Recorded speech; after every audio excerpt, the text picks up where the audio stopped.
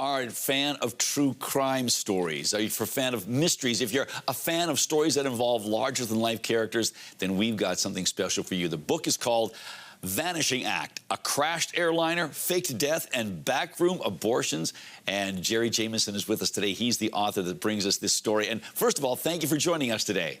Absolutely. It's fun. Now, you know, without me giving away too much, I'm going to ask you in very broad strokes, because this is a complicated story and it's got an amazing backstory.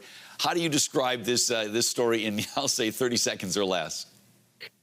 Well, it is a very, very large story, but it's a story where a man who was a very wealthy doctor, fake doctor, abortionist, and was about to go on trial, and he said the best option would be to fake his death. And the way he did that was he gave his very best friend of 40 years a ticket and a package to go on a flight that he was scheduled to go on. And in those days, in the 1950s, you could switch a ticket.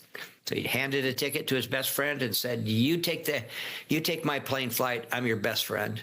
And it had a bomb on it, and it blew up the entire airliner with everyone aboard. In fact, to this day, they've never rescued it because it's so deep in the Gulf waters. This is an unbelievable story in so many respects. But this character, this Dr. Robert Spears, again, a fascinating backstory in terms of a lifelong con man.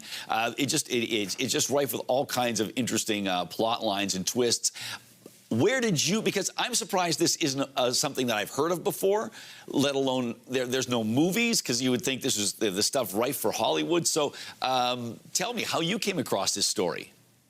Well, I was a longtime advertising writer, and in the course I was going to do a campaign. I wanted to do a campaign that sort of had a vintage retro feel to it. And so I went back to 1950s Life magazines, Time magazine, started looking at ads, started looking at how they wrote, what kind of words. And all of a sudden I turned a page and it says, man downs airliner to fake death.